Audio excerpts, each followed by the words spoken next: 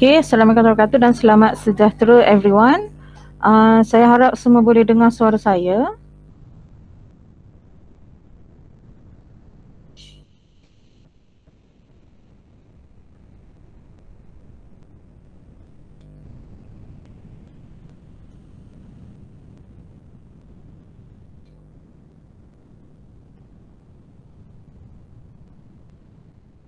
Waalaikumsalam.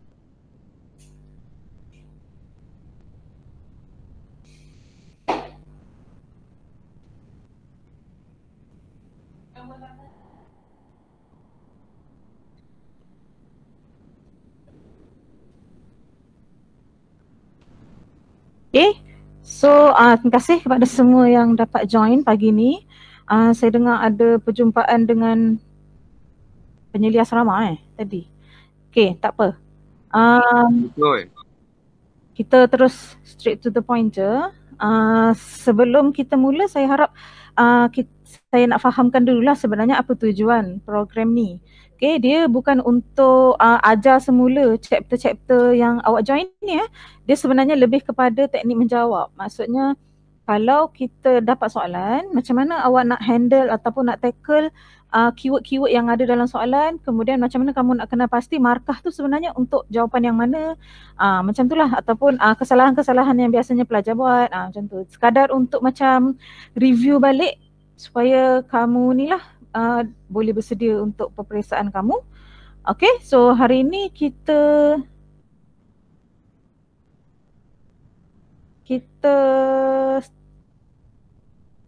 untuk saya lah, maksudnya saya akan start untuk chapter 1. So nanti kamu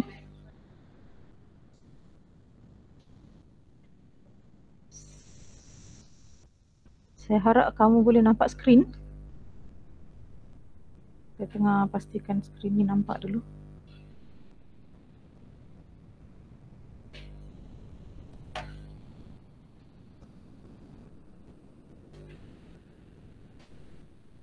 Okay, so now nama saya Madam Aisyah pada yang tidak mengenali.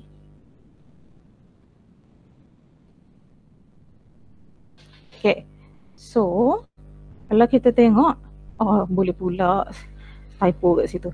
Okay, the first half yang kita akan cover hari ini adalah, maksudnya sejam yang pertama yang kita akan cover adalah isotopic notation. Kita tengok sikit laju-laju je, mass spectrum, kemudian kita tengok balik empirical dan molecular formula, lepas tu ada concentration measurement lah. Mungkin lama sikit dekat bahagian concentration measurement. Okay, now chapter 1 ni dia sebenarnya banyak calculation, betul tak? So dia macam kita kena pasti dulu lah sebenarnya apa benda-benda yang penting bila soalan melibatkan calculation. Maksudnya kamu boleh guna konsep ni untuk semua chapter yang ada calculation lah. Okay, so obviously setiap kali kamu dalam soalan tutorial mesti kamu dengar yang pensyarah kamu suruh tulis formula. Okay, satunya sebab kimia ni adalah antara paper yang tidak menyediakan formula dalam paper exam kan. Kamu pun tahu formula tidak disediakan. Jadi sebenarnya itu kelebihan juga, sebab tak semestinya, contohnya paper lain ada yang bagi formula, tak semestinya kamu akan guna formula tu. Okay, so kalau contoh kelebihannya adalah bila kamu tulis formula sebenarnya kamu dapat markah bila tulis formula lah. Okay, kemudian kena biasakan substitute value dia. Okay, sebab kadang-kadang kalau yang di misalnya pensyarah-pensyarah ni perasan, bila kamu tulis formula dah bagus tapi tiba-tiba terus jawapan akhir ataupun calculation sahaja, tak ada step di mana kamu substitute setiap satu value dalam formula tu. Supaya pemeriksa nampak sebenarnya markahnya kat situ markahnya dekat substitution tu, bukan pada kamu punya calculation yang panjang-panjang tu. Sebab kimia ni dia lebih kepada konsep, bukannya matematik. Okay, kalau matematik dia akan tengok setiap satu calculation kamu. Okay, so lepas tulis formula, substitute, kemudian mesti tunjukkan semua important step. Important step ni maksudnya kalau contoh ada pengiraan mol, ada pengiraan volume atau apa-apa yang sebenarnya tidak di mention dalam soalan tapi kena kira, so maksudnya kamu still kena tunjuk. Tak bolehlah kamu just contohnya conteng je dekat paper exam tu, conteng tepi tu, tiba-tiba kamu just masukkan nilai je dalam kertas jawapan. Tak boleh macam tu lah. So calculation tu mesti ditunjukkan juga. Okay. Okay, kemudian macam biasalah tekan calculator ni. Dia memang tak boleh nak buat okay, ni biasanya yang tertinggal biasanya. Yang tertinggal adalah unit. Penat-penat kira panjang-panjang, tiba tak ada unit dekat jawapan akhir tu. Okay, yang ini pun penting juga. Jangan cepat sangat nak gundakan pengiraan kamu. Macam kadang-kadang kan ada nombor yang 0.0000. Kamu dapat nombor macam tu dalam kalkulator, dinasihatkan kamu tukarkan nombor itu kepada bentuk eksponen lah. Okay, so kalau kamu nak pastikan calculation kamu tepat, so pastikan setiap macam kata step jawapan calculation kamu tu pastikan dia 3 atau 4 tempat lah. Kecuali jawapan akhir. Kalau jawapan akhir kan kamu boleh guna kepada 2 ke atau kepada yang mengikut nombor bererti dalam soalan kan. Tapi sebelum nak dapat jawapan akhir tu kan akan ada beberapa step ke atas tu. So tolong biasakan menggunakan 3 atau 4 tempat puluhan. Lebih-lebih lagi untuk soalan empirical atau molecular formula. Yang tu memang sangat penting kamu guna 4 tempat puluhan. Kadang-kadang jawapan akhir tu akan jauh beza hanya kerana kamu bunda dengan cepat. So salah lah nanti kan. Okay. Now, apa calculation yang biasa kita akan jumpa dalam chapter 1? Biasanya kita akan ada interconvert between moles, lepas tu nak kira mass, number of particle, molar volume. Ini lebih kurang macam yang kamu belajar dalam SPM dulu kan. Okay. Kemudian kita belajar empirical dan molecular formula. Yang konsep baru which is yang combustion data tu. Kalau yang mass composition tak ada masalah, yang tu memang kamu dah belajar kat sekolah. Yang baru yang kita belajar adalah yang ada carbon dioxide dengan air tu. Itu kita panggil combustion data. Okey, kemudian kita belajar satu lagi benda baru juga. Bawah konsep concentration measurement. Okay, kita belajar konsep molarity, mole fraction yang kena assume soalan yang melibatkan assumption tu. Okay, and yang terakhir sebenarnya melibatkan stoichiometric calculation. Nak buat calculation untuk menggunakan konsep stoichiometry, kamu kenalah tahu nak balance equation. Yang balance equation tu yang ada 2 jenis, equation biasa dengan redox equation. Yang redox tu yang ada basic acidic medium tu kan. Okay, saya harap setakat ni sebenarnya kamu dah mulalah buat ulang kaji supaya apa yang kita bincangkan hari ni sebenarnya make sense. Kalau kamu langsung tak buat ulang kaji lagi, nanti kamu akan blur-blur je, tak ingat apa benda yang saya tengah cakap ni. Okay. Now, kita start dengan topik yang pertama which is isotopic notation ni. Okay, saya terus guna soalan PSPM yang tahun lepas dan 2 tahun lepas. Okay, kita just bincang terus daripada soalan lah. Okay, saya takkan go one by one sebenarnya. Saya just nak maksudnya saya nak emphasize kat mana yang kamu perlu ambil perhatian. Okay, so contoh sekarang ni, ini adalah soalan tahun lepas, PSPM 1 tahun 1920. Sesi 1920 maksud saya. Okay.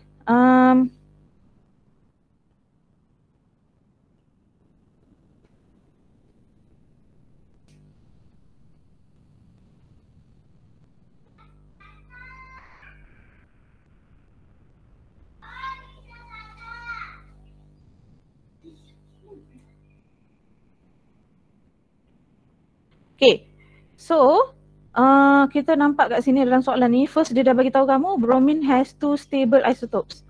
Okay, dia bagi tahu kan, kita boleh tahu dah sebenarnya kalau ikut kepada kamu punya isotopic notation yang selalu, dia ada simbol, kemudian kita ada proton number dan nuclear number, betul? Okay.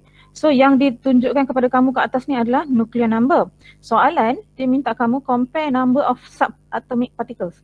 Now subatomic particles ni kamu kena faham. Subatomic particles adalah yang proton, elektron dan neutron, bukan nukleon tau. Tu yang ramai salah faham tu. Neutron bukan nukleon. Yang ini nukleon. Nukleon. Jadi kadang-kadang bila dia kan dia minta kamu tulis definition isotope, so ramai student yang akan confuse kat situ. Dia tulis same number of proton, different number of nukleon. Walaupun nampak macam betul, tapi term yang sebenar yang kita nak guna adalah neutron. Dan satu lagi yang kamu kena pasti, proton ni kita panggil proton number boleh.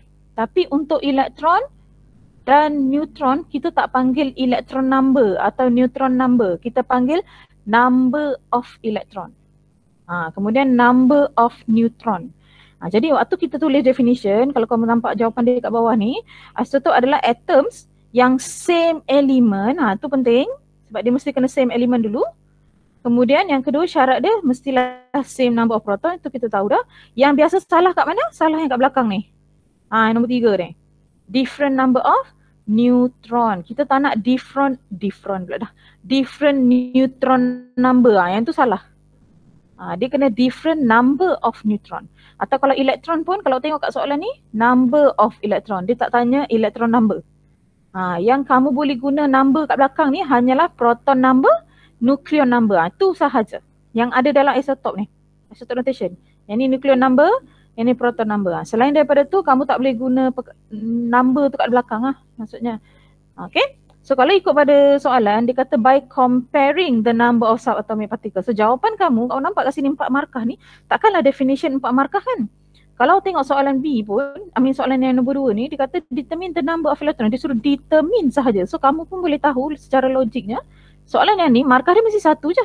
So maksudnya yang atas ni markah dia 3. Markah ni penting. Bila kita jumpa, kamu buka soalan, kertas soalan tu, kamu nampak markah kat ujung, sebenarnya markah tu membantu kamu untuk pastikan, maksudnya untuk kenal pasti jawapan kamu tu kena panjang mana. Ataupun sebenarnya markah dia kat mana je sebenarnya. Kalau kita nampak kat sini kan, soalan dia ada pecah 2, 1 dan 2. Markah dia kat ujung dia tulis 4. So kalau kamu tengok soalan nombor 2 ni senang je. Determine the number of electron. So jawapan dia mesti 1 je. Takkan kamu nak explain pula number of electron tu, dia tak suruh kamu explain pun.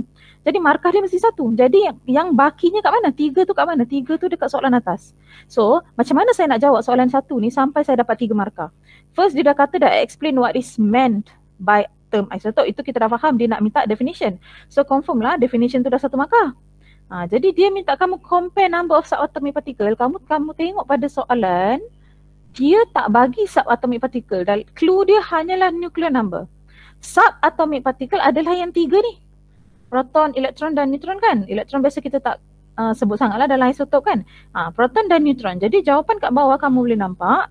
Bromine yang 79 ni, nuclear number 79, dia bagi tahu proton number dia berapa, neutron dia berapa. Kemudian yang bromine yang 81, proton dia berapa, neutron dia berapa. So yang kat sini yang dapat 2 markah lagi. Nampak macam simple jawapan tapi dapat 2 markah.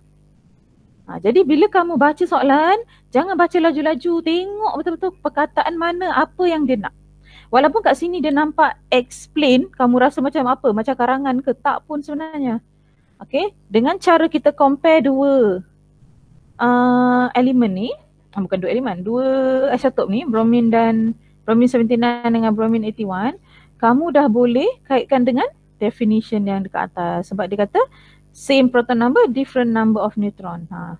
Okay, boleh. Now, itu kalau konsep isotopic notation. Yang bahayanya dekat term-term tu lah. Yang tadi saya dah mention tu.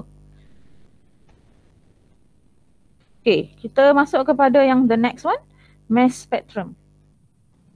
Okay, yang mass spectrum ni, kita nampak kat sini, saya tulis kat sini, ni adalah soalan daripada 2 tahun lepas. Yes, PSM 1 tahun sesi 18-19. Okay, so mass spectrum. Okay, sebelum kita nak tengok sebenarnya soalan ni apa, ini saya just ambil bahagian gambar rajah saja. Dia kata kat sini, bromine has proton number of 35, okay, shows a mass spectrum of bromine. Okay, kita ada banyak maklumat yang kita boleh dapat daripada mass spectrum sahaja. Maksudnya daripada gambar ini kita dah boleh dapat beberapa maklumat kan. Yang pertama, kita nampak ada 2 line. Okay, ada 2 line, bermakna bromine ada 2 isotop. Itu kita tahu dah, benda pertama yang paling senang lah, paling jelas. Kemudian kita boleh tahu jumlah isotop tu. Kalau contohnya isotop bromine 79, bermakna jumlah bromine 79 dalam bentuk peratus, okay, ada 51%. Kemudian yang bromine 81 ada 49%. Okay, so first kita boleh tahu sesuatu elemen tu ada berapa banyak isotop. Okay, yang kedua kita boleh tahu jumlah isotop tu. Setiap satu isotok tu ada berapa banyak macam tu. Okay, kalau kamu nampak dekat rajah ni pun kan, ini kira dia dah baik hati lah, dia bagi kamu rajah. Cuba kalau contohnya soalan pertama dia suruh kamu lukis mass spectrum tu. Okay, macam biasa bila kita ada diagram, setiap kali kita nak lukis graf atau diagram, kita akan ada paksi, kita akan ada line atau shape of graph tu. Okay, kemudian kita ada maklumat yang penting yang kita perlu matchkan dengan fakta. So kalau kamu nampak kat sini, pemarkahan kita kalau contoh soalan suruh kamu sketch mass spectrum, markah pertama kamu sudah tentulah pada aksis. Okay, now kalau kamu tengok beberapa buku, kamu nampak sebenarnya paksi Y ni selalu berubah. Macam percentage of abundance lah, tiba-tiba ada number of abundance lah, suka hati dia je. Yang penting semuanya maksud dia sama. Maksud dia sama. So kamu boleh pilih satu je lah, tak payahlah kamu hafal semua. Pilih satu sahaja. Kemudian yang dekat sini pun sebenarnya M/E. Ini yang paling mudah sekali kalau kamu nak ingat. Okay. So tak perlulah tulis panjang-panjang ayat apa-apa. Okay. So sekarang itu markah pertama. Markah yang kedua line kamu tu. Sebab kadang-kadang main belasah je kan, macam sketch. Kamu tak tengok betul-betul. Okay. Biasanya dia akan bagi bilangan. Kalau dia suruh kamu sketch, bermakna dia lah yang kena bagi jumlah abundance tu berapa.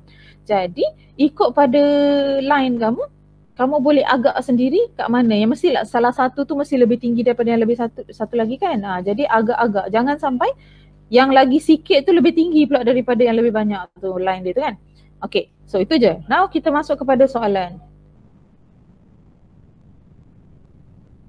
Okay, soalan ni dia minta first kali, yang pertama dia minta kamu write the notation. Ni senang lah. Maksudnya ni konsep yang tadi, dia suruh kamu tulis je isotopic notation. Okay, sebab dalam soalan dia dah bagi kamu proton number.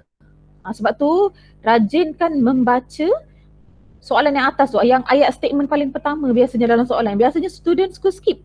Kadang-kadang dekat ayat pertama dalam soalan tu sebenarnya ada clue. Okay? So jangan tinggal, jangan terus baca soalan nombor 1, soalan nombor 2. Yang statement atas tu kena baca. Okay, dia dah bagi dah proton number. Jadi kita boleh nyatakan apa proton number dia.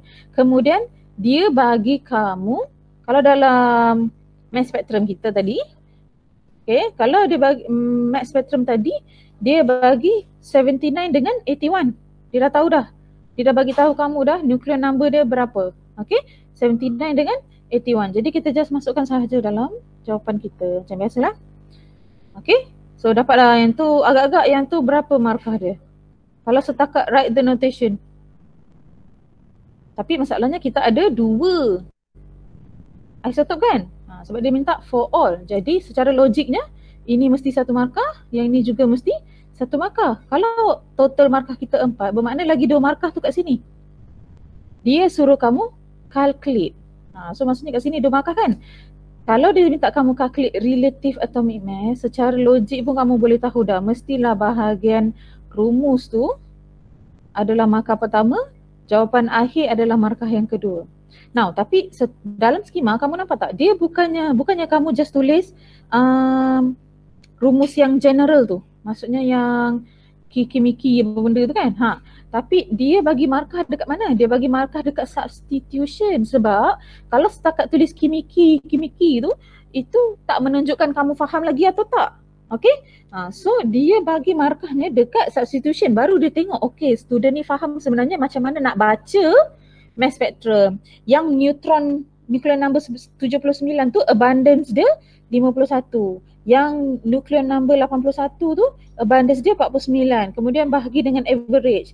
Lepas kamu bahagi dengan average, kamu baru dapat average atomic mass. Soalan minta relative. Ni lain ni. Average atomic mass kita dapat dari mass spectrum. Tapi relative atomic mass kita dapat dari mana? Kita dapat selepas dapatkan average tu, kita mesti compare dengan carbon 12. Bila ada comparison, barulah dia namanya relative. Nampak perkataan relative after this, nampak je perkataan ni, dia mesti adalah hasil daripada comparison sesuatu benda lah. So bila comparison, dia tak ada unit. So kamu tak perlu confuse lepas ni. Nampak perkataan relative? Relative tu maksudnya bila kita compare sesuatu. So bila kita compare, kita tak akan ada unit. Contoh 2 kali ganda, 3 kali ganda, maksudnya kita compare benda tu. Dia tak ada 2 kali ganda, lepas tu tiba ada gram kat ujung. Tak ada lah. Mana ada unit kan? Okay, so that's so jawapan akhir tak ada unit. Nampak perkataan relatif, jangan ada unit. Okay?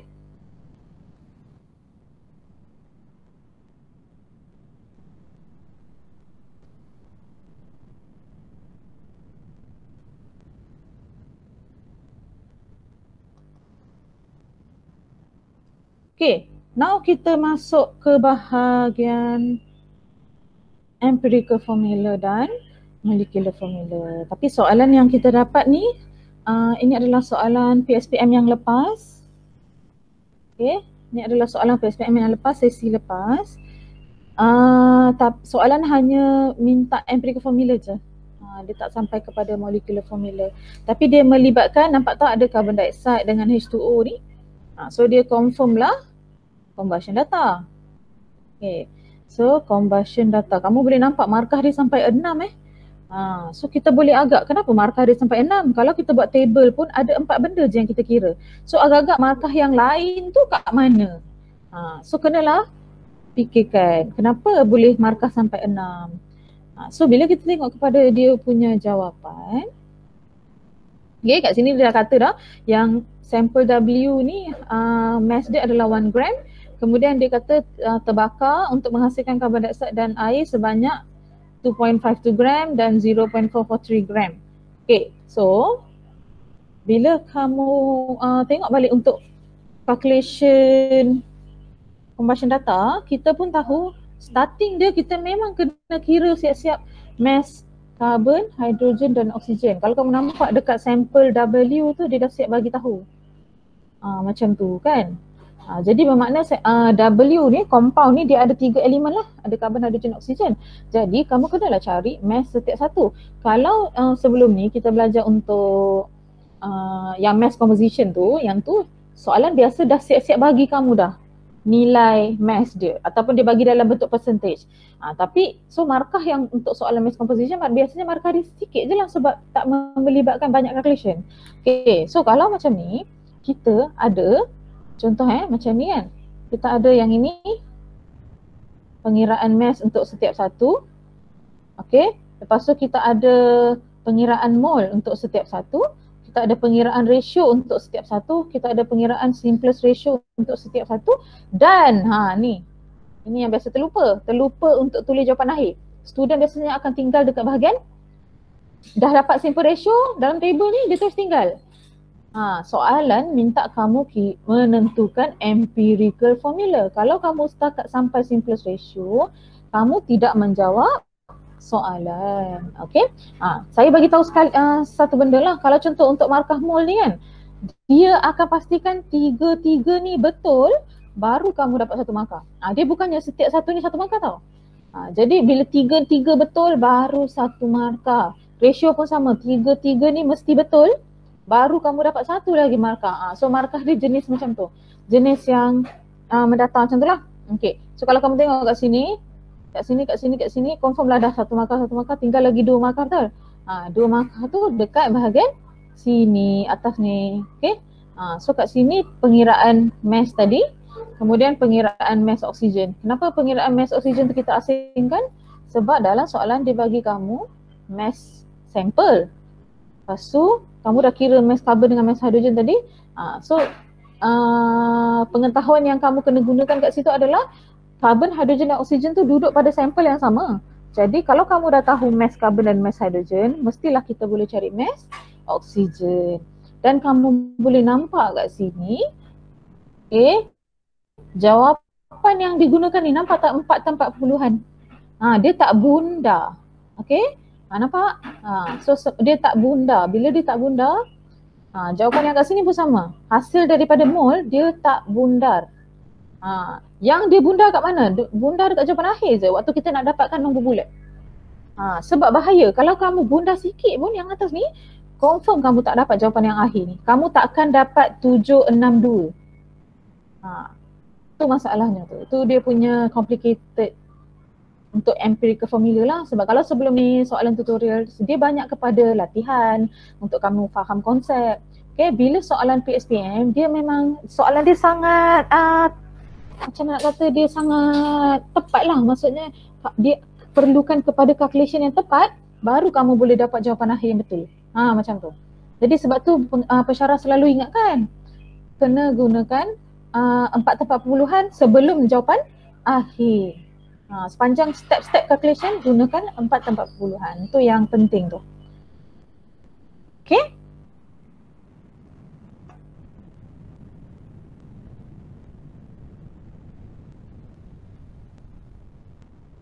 Okay. Now kita masuk kepada bahagian concentration unit. Tapi sebelum tu kita alamak, dia macam gelap pula. Okay, masalah berkenaan dengan concentration unit memang yang paling utama adalah student tidak menghafal formula atau menulis formula dengan salah. Apa maksud dia menulis formula dengan salah?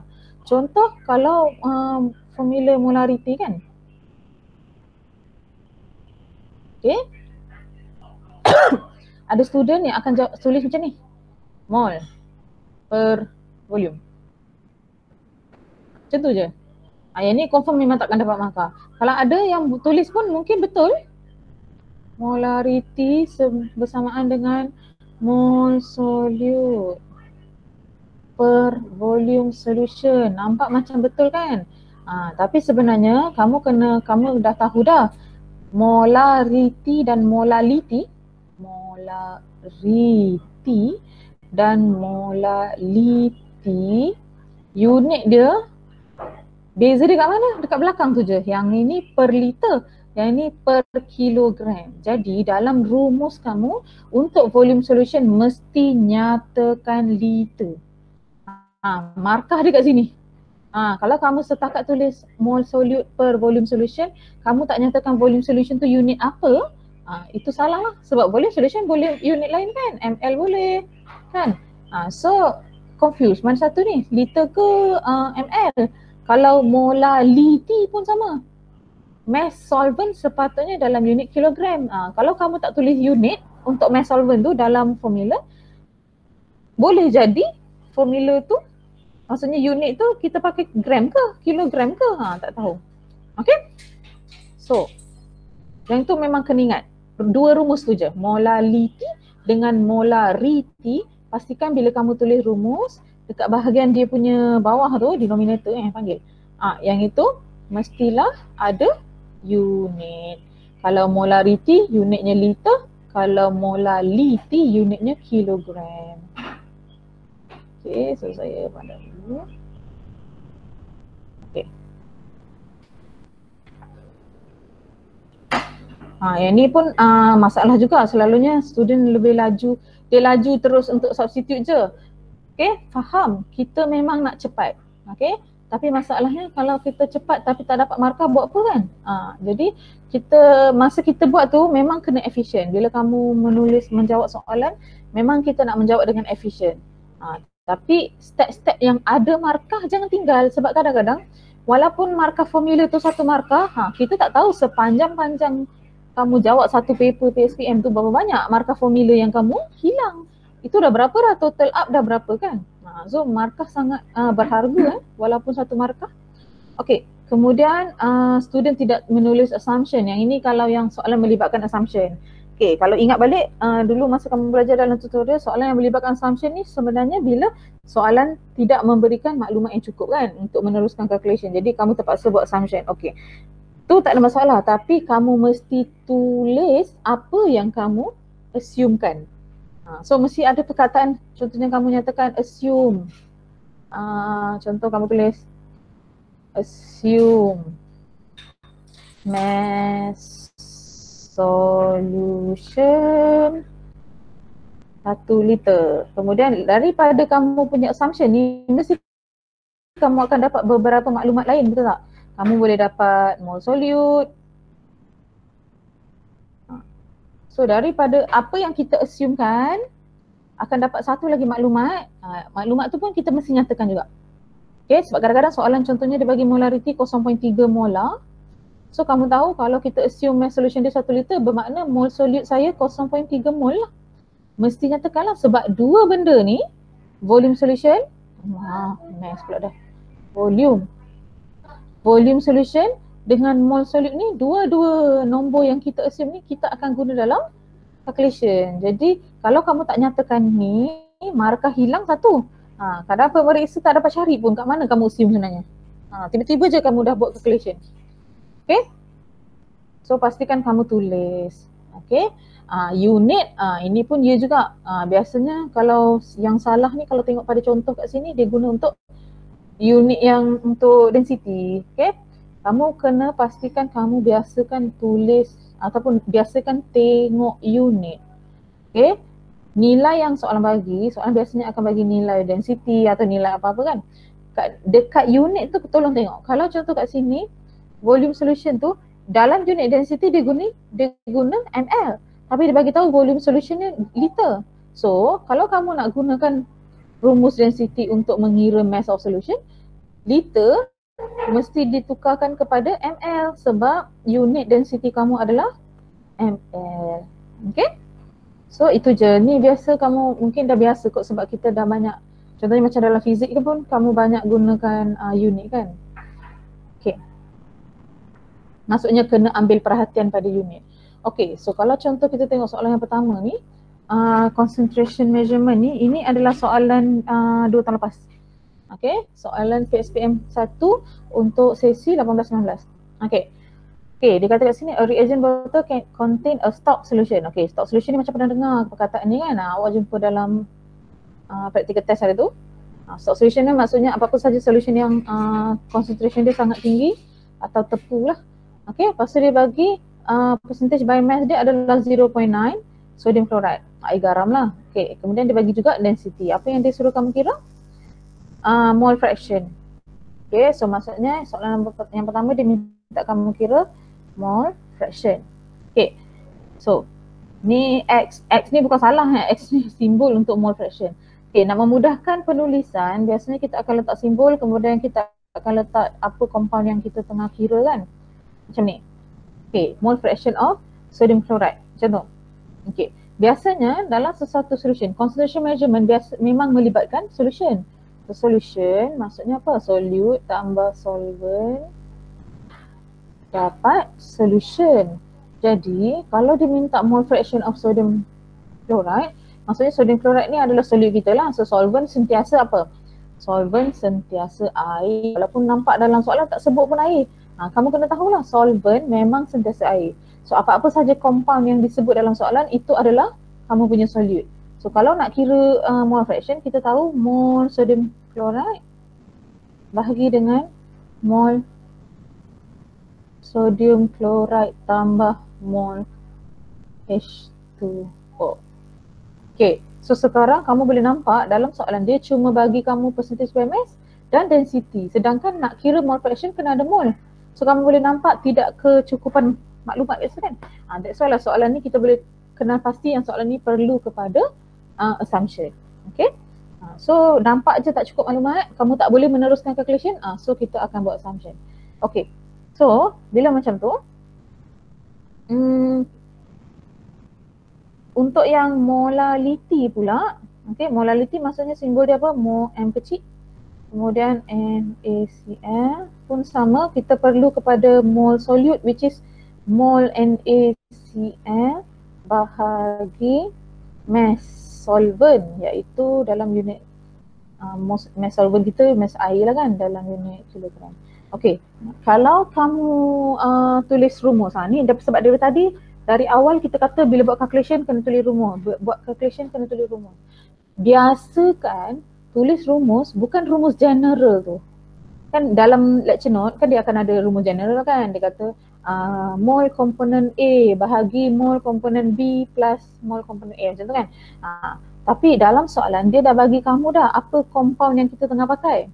Jadi bila kamu tulis rumus, tulis compound yang kita pakai tu. Jangan tulis macam contoh molality NaCl kan. Biasa student akan buat mole solute bahagi mole solvent dalam unit kilogram. Sedangkan solute tu saya dah tahu dah, solute kita dalam soalan ni adalah NaCl. Jadi biasakan menulis compound yang kita nak kira tu. Jangan tulis mole solute secara general je. Tulis mole NaCl. Sebab kita dah tahu dah solute-nya adalah NaCl. Okay. Now, untuk yang ketiga, dia minta volume solution required to prepare. Okay. Bila nampak je perkataan stock solution required to prepare ni mestilah soalan dilution. So soalan dilution kita tahu dah dia macam konsep yang sama kan. Kalau nampak soalan dia macam lebih kurang soalan practical test. So kita akan guna yang M1V1, M2V2 tu lah. Ni sama macam ni. Okay, kita boleh nampak kat sini 9 markah.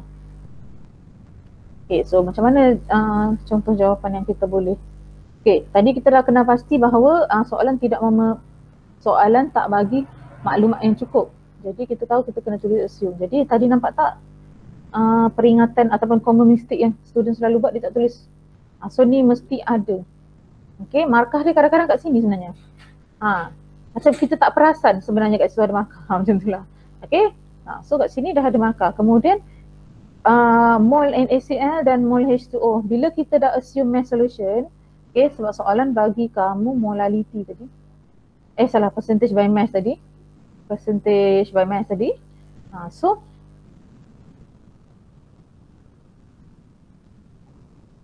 okay, so daripada situ kita dah boleh dapat mass solute dan kita boleh dapat juga mass solution, so mass solvent. So mass solution kita assume 100 gram. Okay, sebab dia kan biasanya percentage kan. Jadi yang bawah ni kita assume 100 gram. Itu mass solution. Yang atas apa? Mass solute. Okay, nilai dia soalan bagi tadi 0.9%.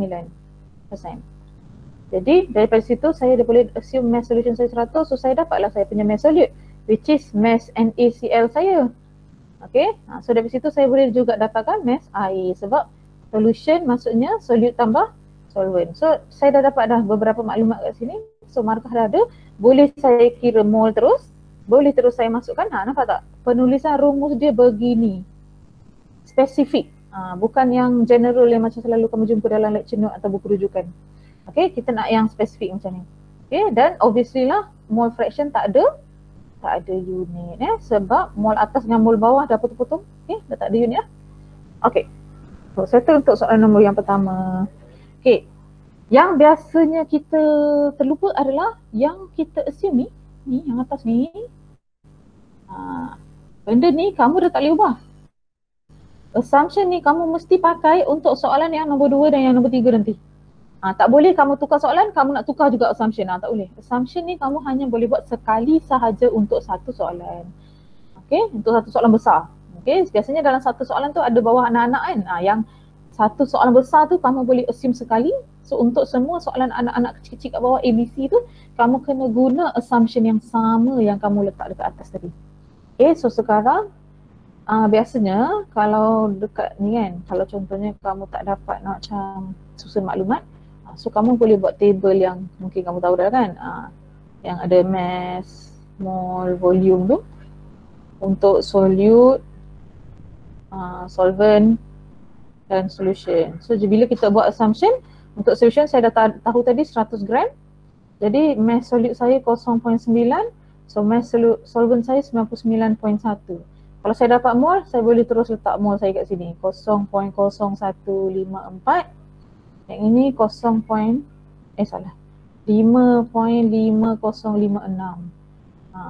So macam mana saya nak dapatkan mol solution? Saya just tambahkan 2 ni, saya dapatlah nilai kat sini. Macam tu. So maklumat kamu lebih tersusun lah. So sekarang maklumat yang saya ada dalam table ni saya kena guna juga untuk soalan-soalan seterusnya. Okay, soalan kedua dia minta molality. Okay, molality dia minta mol solute, mesti kena guna mol solute dan mass solvent kan? Okay, so saya nasihatkan kamu tulis terus mol solute kamu. Ini adalah kamu punya NaCl. Solvent kalau nak tulis pun boleh H2O. Okay, tapi biasa kita tulis solvent lah sebab H2O tu kita jadikan dia, peranan dia adalah solvent kan. Okay, so mass solute kita which is NaCl over dengan mass solvent. Nampak tak ada unit? Mesti kena ada unit baru ada markah.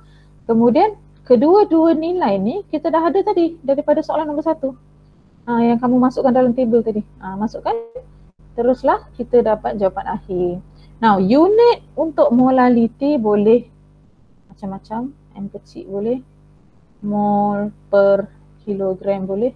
Atau molar lah. Mana yang lebih mudah untuk kamu. Yang penting tulis unit. Okay. Untuk soalan seterusnya adalah soalan PSPM, untuk yang nombor 3 tadi, dia minta volume, berapa banyak volume stock solution saya perlukan untuk prepare sebanyak lalala tu kan. Okay, so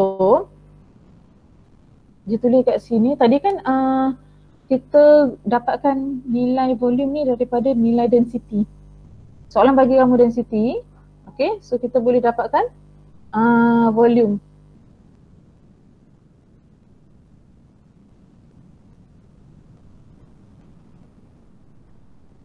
Calculation tu tidak ditunjukkan. Contohnya macam yang kita tahu density maksudnya mass solution over volume solution.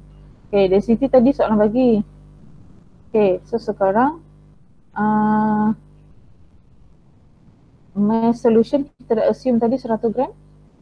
Okay, so kamu boleh dapatkan volume solution lah. Okay, dia bila kita nak guna M1V1, M2V2, M2V2 ni kita dah ada sebab soalan dah bagi. Kita nak berapa molarity, kita nak volume dia berapa tadi. So kalau kamu perasan dalam soalan tadi, okay, dia bagi dia nak volume akhir dia adalah 100 ml, molarity akhir dia adalah 0.01 molar. Sekarang dia minta berapa banyak volume stock solution yang kita perlukan. So, kalau macam tu, kita nak guna rumus M1V1, M2V2, kita kena ada M1. Okay, sebab M2V2 kita dah ada. Soalan dah bagi, M2V2 kita dah ada. Yang soalan minta adalah V1, tapi pada masa yang sama M1 tidak diberi. Soalan minta ni, berapa volume stock solution yang kamu perlukan? Yang ni soalan bagi dah, volume nak 100 ml, yang ni 0.01 molar. Okay, yang kita tak ada apa? Ini, molarity. So that's why soalan ni dia cari dulu molarity. Kita tahu kalau molarity ni mol solute bagi dengan volume solution tu, okay, mol kita adalah sama dengan nilai mol yang tadi kita dah dapat dalam mol solute kita dan volume yang kita baru cari tadi. Tukar kepada liter, kita dah terus dapat jawapan kan. Okay, lepas tu terus masukkan nilai. Okay, disebabkan volume yang digunakan kat sini adalah 100 ml. So unit akhir tu ikut pada unit kamu lah. Kalau V1 dengan V2 tu kamu pakai liter, maka jawapan akhir mesti liter jugalah. Dua-dua ni unit dia mesti sama. V1 dengan V2 unit mesti sama lah. Kalau kamu nak guna ml, kamu jawapan akhir akan dapat ml. Yang ni dia sebenarnya dia dapat bahagi ni, dia dapat liter ni. Sepatutnya jawapan akhir akan dapat liter, lepas tu ditukarkan semula kepada ml. So dia skip jalan kerja yang liter tu. Tapi ikut pada kamu, tak perlu pun sebenarnya. Tak tukar kepada liter pun tak ada masalah. Okay, jawapan akhir akan dapat dalam yang macam ni. Kalau liter nanti kecil sangat jawapan dia kan. Okay. So kalau untuk concentration measurement, biasanya kesilapan kita selalu kat mana? Terlupa tulis rumus, terlupa tulis assumption, kemudian terlupa yang tadi ada nilai yang kita nak guna tu, kita dah assume dah tadi. Macam terguna nilai baru pula ataupun terassume benda baru pula. So pastikanlah, so kalau kamu nak mengelakkan kejadian tu, saya galakkan yang table tadi tu je lah. So bila kamu ada table, kamu dah masukkan nilai yang kamu dah assume. So bila setiap kali kamu perlukan nilai tu, kamu boleh refer pada table, nilai tu dah ada kat situ. So tak adalah kamu tercari-cari dalam calculation yang panjang tu. Okay, kemudian sebenarnya kita ada satu lagi soalan. Yang ini tadi kan untuk 2 tahun lepas.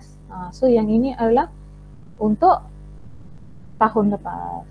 Ini soalan concentration measurement juga soalan tahun lepas, 7 markah. Biasanya kita boleh nampak dah concentration measurement ni markah dia banyak. Okay, so kita tengok kat sini calcium acetate ni. Okay, solution ni dia kata a substance used to reduce phosphate level in late stage kidney failure. Ni maksudnya digunakan dalam medical procedure lah. Okay, dia kata kat sini in an experiment 250 ml of calcium acetate tadi dengan molarity dia sebanyak 0.25. Okay, disediakan. Determine the molarity of the solution with the density of ini. Dia minta kamu kira molarity. Okay, dia dah bagi volume, dia bagi kamu molarity, dia bagi kamu density. Kemudian dia minta kamu kira molality. Agak-agaknya kalau untuk molality, okay, so kalau kamu tengok oleh molality untuk calcium acetate kita ni, C2H3O2, panjang betul. Okay, So molality dia mestilah mol estimated itu per dengan mass solvent atau mass air gitu dalam unit kilogram.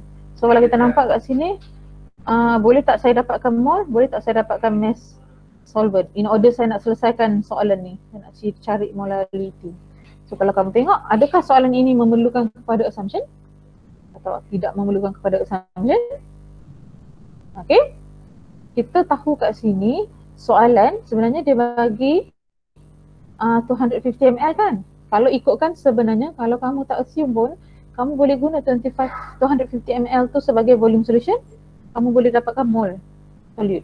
Okay, tapi kita ada alternatif jawapan lah. Nanti saya tunjuk kedua-dua jawapan. So contohnya soalan pertama, cara yang pertama kamu assume juga. Walaupun sebenarnya soalan tu kalau tak assume pun kamu boleh jawab je. Tapi contohlah kamu assume juga. So kalau kamu assume juga kat sini, okay, saya assume kat sini volume solution sebab soalan bagi molarity kan. Molarity. Jadi kalau molarity bawah ni adalah volume solution. Volume solution. Jadi kita akan assume volume solution kita ni lah. Ini yang kita akan assume. So bila kita assume volume solution, saya boleh dapat mol solute saya, mol solute tadi. Okay. So kita kat sini volume solution kita saya assume 1 liter, bermakna saya dapatlah mol solute saya 0.25 mol. Okay. Nak dapatkan mass solute macam biasalah, tukar kepada darab dengan RMM, dapatkan mass. Okay, sekarang kalau kamu nak, kenapa kita nak cari mass solute? Sebab dalam rumus molality, okay, dalam rumus molality kita perlu kepada mass solvent. Okay, mol solute tak ada masalah. Lepas kita assume volume tadi, terus saya dah dapat dah mol solute saya 0.25 mol. Sekarang pengiraan yang seterusnya adalah untuk mendapatkan mass solvent ni. So daripada mol solute saya boleh dapatkan mass solvent. Daripada mass solvent, okay, ni tadi kan soalan bagi density, so kamu boleh dapat mass solution.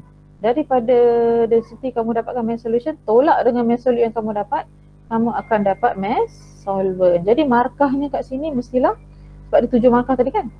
So markah dia satu kat sini, kemudian ada satu kat sini, kemudian rumus satu kat sini, substitution dan jawapan akhir. Okay, tak selesai setiap satu ni ada markah. Okay, 1, 2, 3, 4, 5, 6, 7 kan markah dia tadi kan. So 1, oh ni 2, 3, 4, 5, 6, 7. Okay, now bila kita mol solute kita dah ada 0.25 tadi, okay, mass solvent kita dapatkan, jangan lupa tukar kepada unit kilogram, masukkan sahaja dan unit mestilah ditulis. So kadang-kadang bila kita tengok soalan concentration measurement, dia akan jadi complicated bila kamu tak keluarkan maklumat yang ada. Tolong biasakan keluarkan maklumat. Jangan biarkan je maklumat tu dalam ayat-ayat soalan tu. Ayat-ayat soalan tu dah panjang-panjang, lepas tu kamu tak nampak pun maklumat dia kat mana. So tulis, bila keluarkan maklumat, jangan lupa keluarkan maklumat berserta dengan unit. Baru kamu perasan yang density tu unit apa, macam tu. Okay, so kalau ini jawapan yang contoh kalau kita assume. Tadi kan saya kata sebenarnya soalan tu tidak perlu kepada assume. So ada jawapan alternatif. Okay, kalau kita tak assume pun boleh sebenarnya. Sebab volume soalan dah bagi kan, volume solution tu. Okay, berdasarkan pada volume solution, saya boleh terus dapatkan mol solute terus. Saya ganti je masuk volume solution yang ada dalam soalan tadi 250. Tak perlu assume lah, saya tak assume, saya terus masukkan je nilai yang soalan bagi. So saya boleh dapat saya punya mol. Bila saya dapatkan mol, okay, sebab volume dan molarity dah diberi, jadi saya mendapatkan mol. Bila saya dapatkan mol, saya boleh cari mass macam biasalah tadi kan. Dapatkan mass, lepas tu mass solution macam biasa kita akan dapat daripada density, kemudian tolakkan, kemudian terus masukkan dalam jawapan. Kita boleh nampak jawapan dia jalan kerja dia sama je. Cuma kalau kita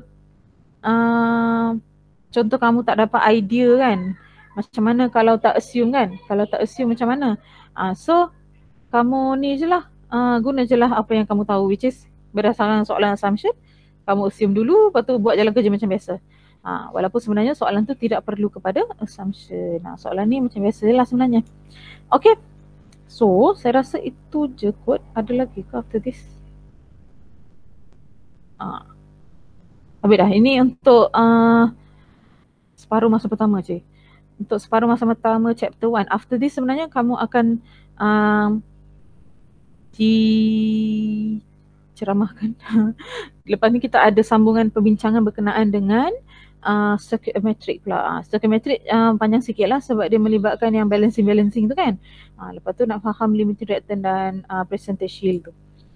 Okay.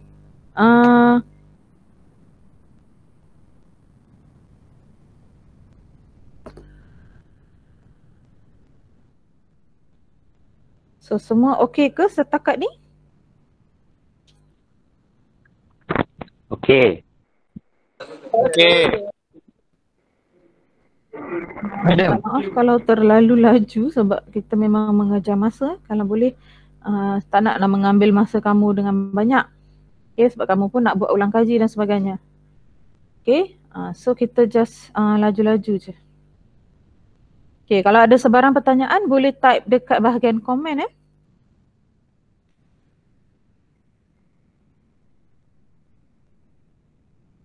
Kita stop sekejap sebelum kita masuk kepada bahagian yang seterusnya tu.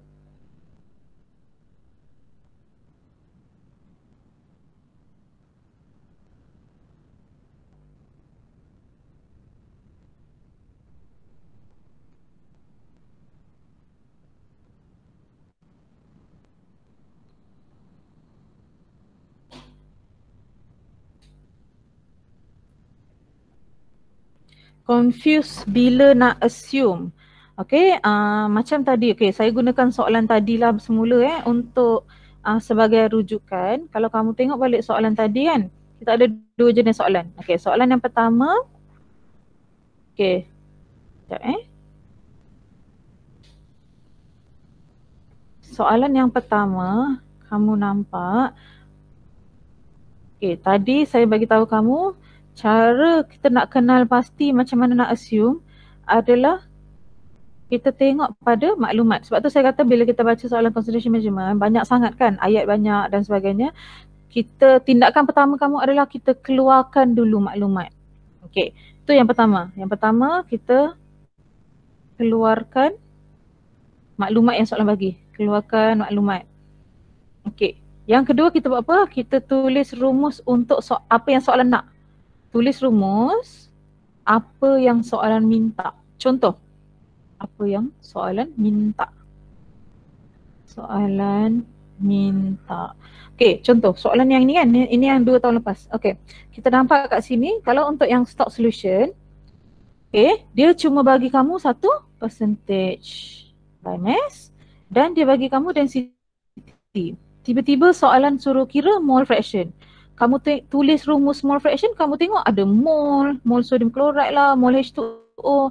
Soalan cuma bagi percentage by mass dengan density. Macam mana saya nak gunakan percentage by mass dengan density untuk dapatkan mole?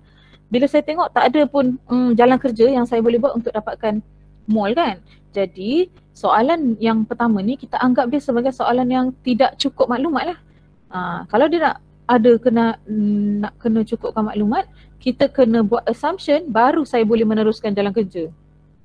Okey, kalau itu yang ni, kamu tengok yang ini dulu kan, macam tak ada beza je miss. Madam, kita tengok yang soalan yang kedua tadi. Okey. Kalau soalan yang kedua, which is soalan concentration measurement juga, cuma kalau kita baca soalan, okey, kalau kita baca soalan kat sini, first dia bagi kamu volume solution. Lepas tu dia bagi molarity. Lepas tu dia bagi density. Soalan minta molality.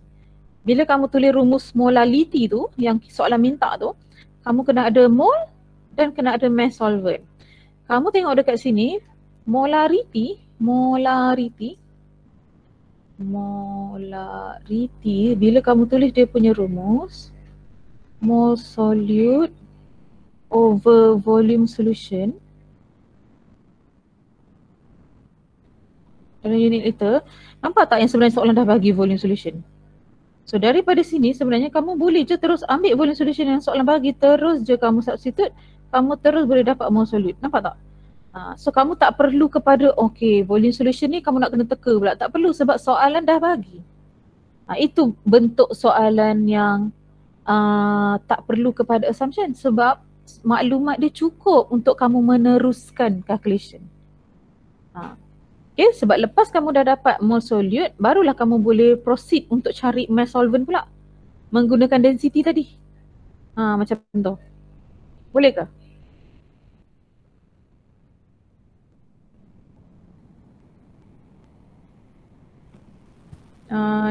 Siapa? Muhammad Hafizuddin Hassan ni. Boleh? Okay. Lain ada tak apa-apa soalan lain?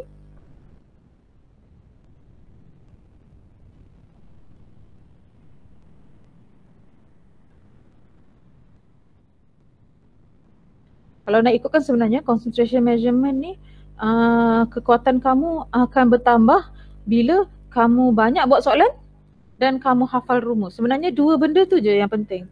Kamu hafal rumus yang 5 tu, kemudian kamu banyak buat soalan. Sebab kalau kamu dah contohlah kamu buat soalan sampai 5 pun, lama-lama kamu dah boleh nampak pattern dia sama je. Kalau dia bagi molarity dengan density, dia tanya benda ni. Kalau nak dapatkan benda ni, kena masukkan nilai kat sini. Sama je. So yang penting kamu kena cuba buat soalan yang bentuk dia berbeza. Jangan, contoh kamu nampak soalan pertama dia bagi molarity dengan density. Soalan kedua pun dia bagi molarity dengan density juga. Kalau boleh janganlah macam tu. Cari soalan yang dia bagi information berbeza dan diminta benda berbeza macam tu supaya baru kamu nampak okey soalan concentration measurement ni ada beberapa macam nak kata beberapa style lah. So kalau kamu dah dapat yang tu, dah dapat style tu, sebenarnya soalan mana-mana pun kamu boleh jawab sebenarnya. Okay, sebab pattern dia sama. Okay, ada tak soalan lain lagi? Saya bagi kamu, kalau tak ada apa-apa, saya bagi kamu rehat 5 minit sebelum saya pindahkan kepada partner saya, Madam Hamiza pula. Dia akan sambung lepas ni. Okay, harap tak ada soalan. Okay, good luck untuk peperiksaan kamu. Okay, bolehlah cuba jawab soalan PSPM yang ada diberi sebelum ni. Okay, terima kasih everyone. Thank you, Madam. Thank you, Madam.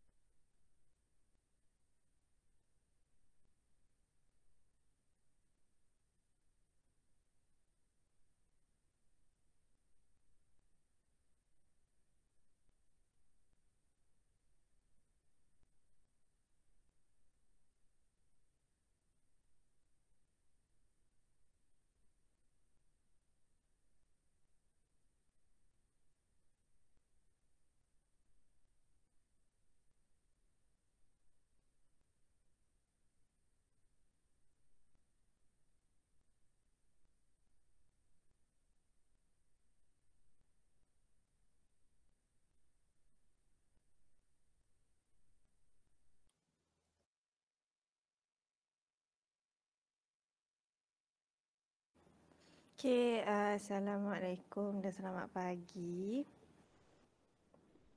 Salam.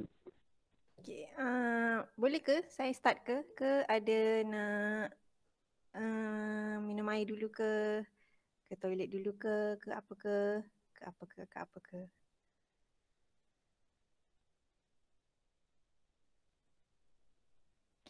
Okay, so saya saya punya part adalah untuk topik 1.3, which is saya sambung daripada Madam Aisyah tadi.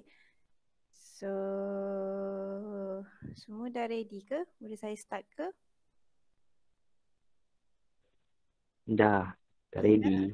Okay, dah ready So kalau ada pertanyaan apa-apa boleh message kat komen dekat message tu, kat chat tu, ataupun bolehlah angkat tangan untuk tanya. Di mana tiba-tiba ada pertanyaan boleh tanya. Okay, so saya teruskan. Okay, so untuk part saya which is kita akan cover. Okay, so kita akan cover 1.3 which is part stoichiometry. Untuk soalan stoichiometry ni pun sama juga macam soalan concentration measurement dan sebelum ni tadi yang markah mempunyai markah yang banyak. Nanti saya akan tunjukkan dia punya pembahagian markah mengikut topik dalam exam. Sebab saya pasal tadi Madam Aisyah tak ada tunjukkan, tak apa, saya akan cover benda tu. So awak akan nampak lah topik mana yang akan memberi markah yang banyak, dan paling banyak adalah kalau perasan nanti adalah chapter 1. Sebab tu kalau perasan tadi Madam Aisyah dia bagi contoh-contoh soalan pasia, markah semua 7, 8. Ada sampai 9. Sama juga part topik 1.3 stoichiometry kita akan cover ni. Kebanyakan markah adalah 8 hingga 9. Terus pump kasih kau markah. Nah, ambil 8 hingga 9. Tapi jangan risau. Dia akan tanya step by step lah. Pastikan awak kena include lah semua step by step dia punya proses pengiraan. Sebab sama juga stoichiometry, dia banyak pengiraan. Chapter 1 ni banyak lebih kepada pengiraan lah. So dalam 1.3 ni, stoichiometry ni, so kalau perasan dia ada chemical reaction, which is balance equation yang biasa saja, redox equation, which is yang ada charge ion tu semua, limiting reactant, limiting reaction, patutnya limiting reactant, dan juga percentage yield lah. Itu cover untuk 1.3 stoichiometry. Okay, so dalam stoichiometry ni, saya bahagikan ada beberapa part, which is ada definition yang awak perlu ingat, iaitu apa definition limiting reactant. Ni kita tahu juga ni. Kadang dia suruh, okay, soalan 1A, soalan berapa? Soalan 1, D1, define limiting reactant. Dah terkebel-kebel lah. So, awak kena tahu jugalah apa itu definition of limiting reactant. Dan juga definition percentage yield. Ni antara soalan definition yang boleh tanyalah untuk 1.3. Okay. So, untuk definition, pastikan bila awak tulis definition tu mesti dalam complete sentences. Maksudnya kena ayat yang lengkap lah. Jangan tiba-tiba bagi ayat pendek je. Reactant adalah reactant yang limit. Tak boleh cakap macam tu. Yang consume in reaction. Tak boleh cakap macam tu. So kena bagi tahu limited reactant is reactant that consume ataupun reactant that will consume completely in reaction. Kena ayat yang lengkap lah. Okay, and then must contain all keywords. Mesti kata consume completely. Jangan kata consume. Consume tu memanglah dia maksudnya dia ambil je, tapi adakah habis? Sebab tu kena ada keyword consume completely. Itu untuk limited reactant lah. And then example of equation just to support your answer. Sebab kadang-kadang ni tak dalam, saya rasa limited reactant dengan precipitate yield. Bolehlah kalau contoh precipitate yield, awak dah bagi tahu dalam bentuk ayat, awak boleh bagi pula formula dia kat bawah tu. Betul lah, percentage yield sama dengan actual over theoretical. Itu sebagai nak support awak punya definition tadi tu saja. Sebab kadang-kadang ayat awak tak tahulah tunggang terbalik kot. Itulah tunggang terbalik, tapi kita akan tengok pada awak punya support answer tu lah, which is awak punya formula ataupun awak punya equation, betul ke tak, dapatlah 1 markah daripada 2 markah tu. Contohnya, sebab kadang-kadang definition ni 2 markah pernah juga keluar definition 2 markah, meaning kena ada support answer lah. Meaning kena ada equation ataupun dia punya formula ataupun example lah, contoh.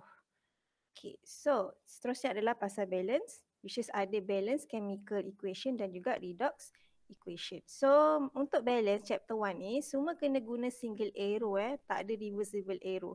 Kena ingat reversible arrow untuk siapa je. Ingat balik reversible arrow untuk yang weak acid, untuk yang dissociation weak acid dan pada chapter 7 tu lah. So kena pasti reversible arrow dengan single arrow part mana. Tapi untuk chapter 1 semua equation kita menggunakan single arrow. Jangan confuse pula. Okay, and then do not forget paling besar untuk redox equation paling penting janganlah tertinggal ataupun janganlah terlupa charge ion. Sebab kadang-kadang awak salin balik, salin pun boleh salah. Tertinggal charge negatif, tertinggal charge positif sebab dia memberi memberi satu benda yang sangat besar. Kalau contoh awak patutnya ada charge positif, nanti kan bila awak balance tiba-tiba nanti kat bawah-bawah tu patutnya balancekan ion 1 elektron je tapi awak pergi letak 2 elektron. Tu yang sangat penting untuk awak betul-betul tengok charge ion untuk lagi-lagi untuk redox equation. Dah salin tengok balik betul tak awak salin tadi. Jangan main salin sekali-sekali lepas tu terus macam tak apalah. Okey dah ni bolehlah. Okey. So check balik. So untuk exam check balik apa-apa nak salin balik soalan, salin balik apa bentuk equation, sila tengok balik lah awak punya betul tak formula ataupun lagi-lagi charge ion. Okay.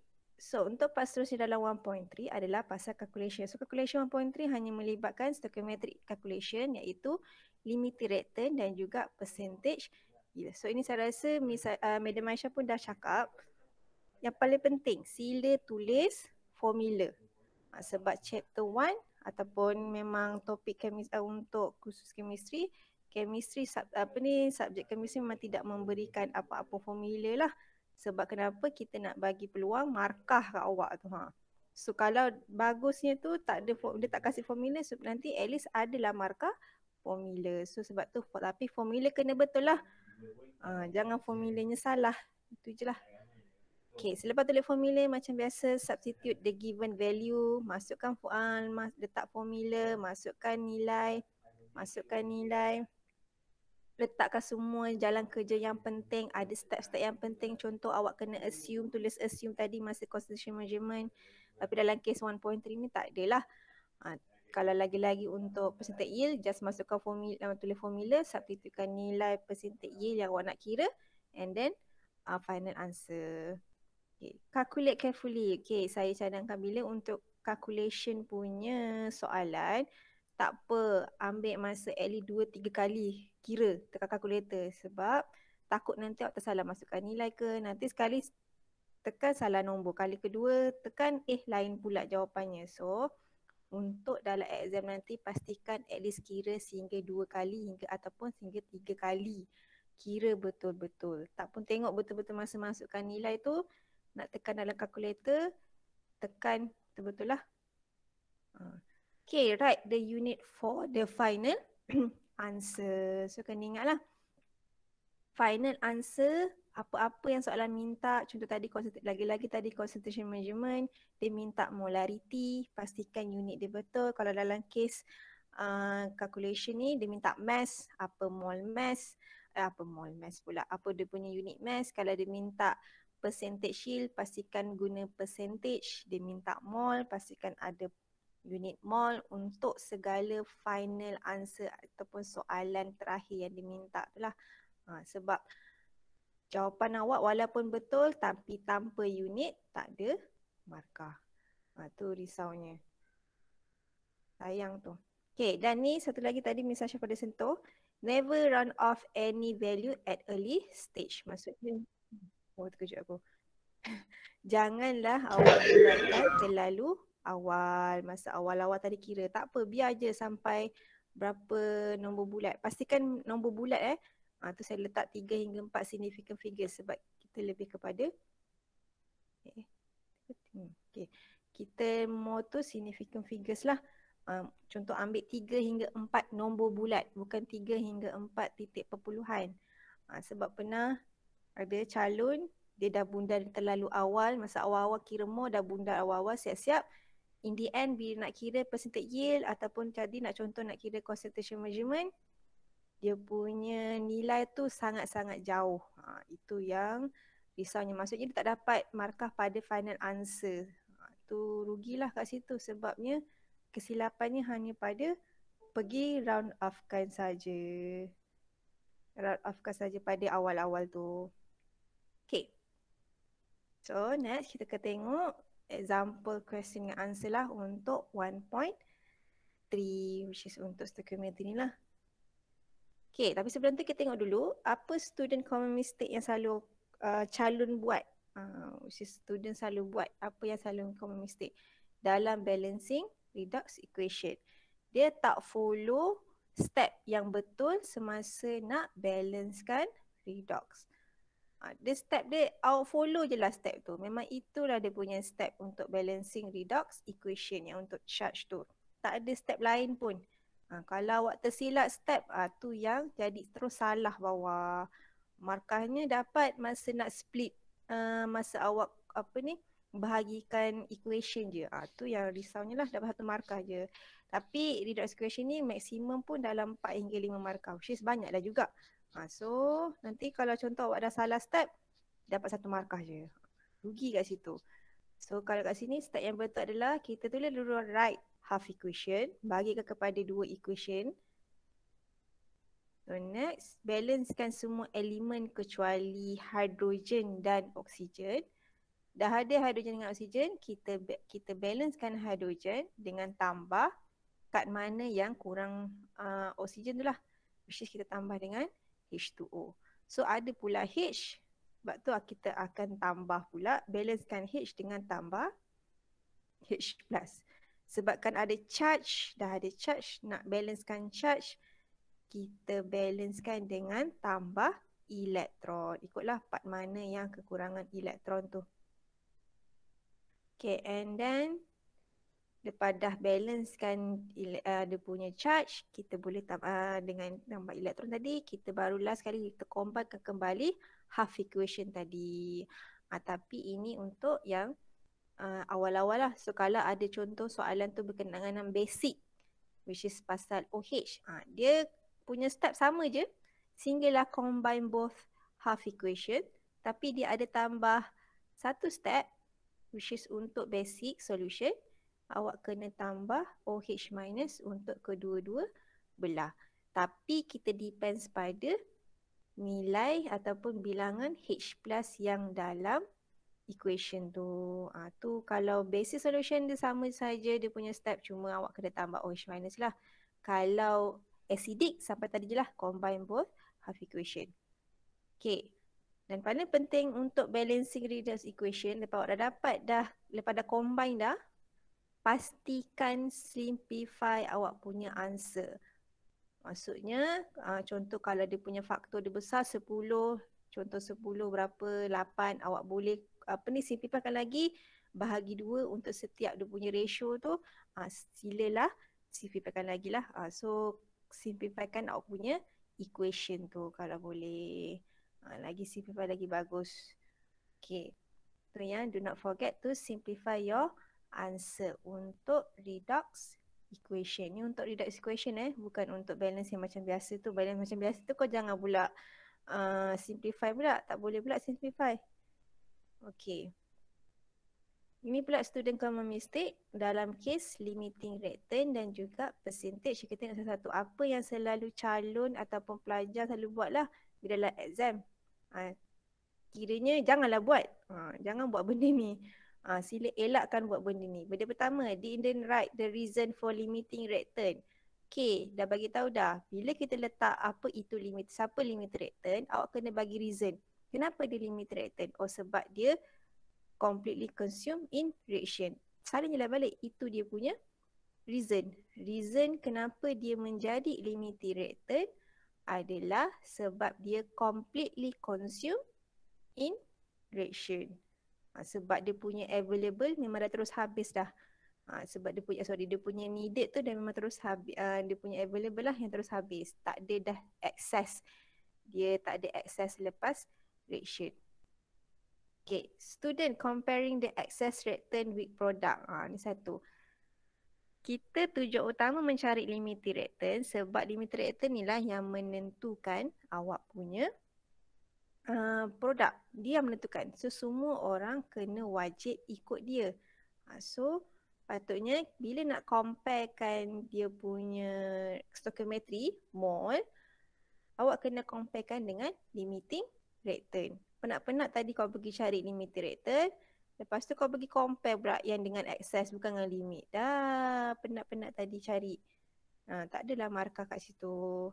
So, tengok balik, ingat balik, nak cari produk kita kena guna limiting return punya. Okay, student did the formula percentage yield before substitute the value. Ni pun satulah. Tak ada letak formula percentage yield. Percentage yield dia punya formula lah sebenarnya actual yield over theoretical yield. Lepas tu percentage times 100%.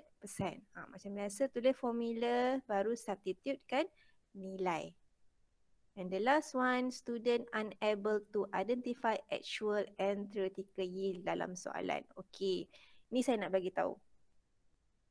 Actual, nak tahu actual dengan teori tu, actual kalau dalam soalan dia bagi mass produk tersebut, itu adalah actual.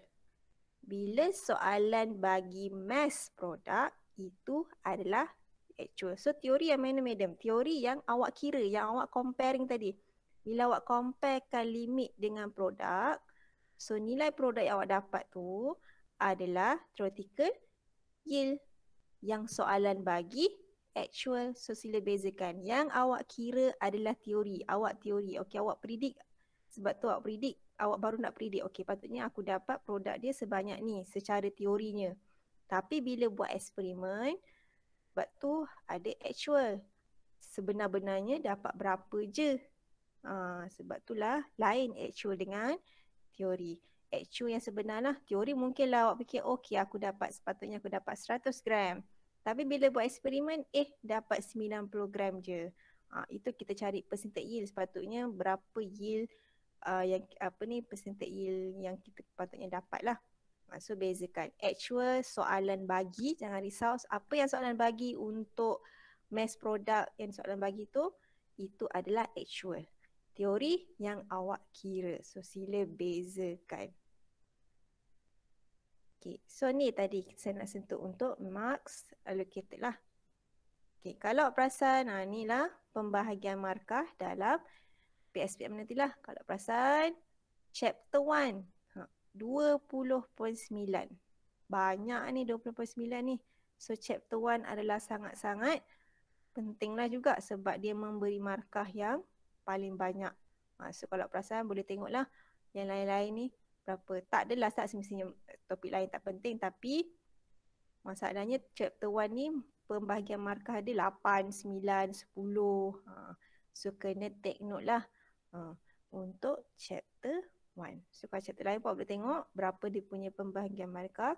So kedua tertinggi adalah chapter 4. So chapter 4 pun silalah kuasai juga.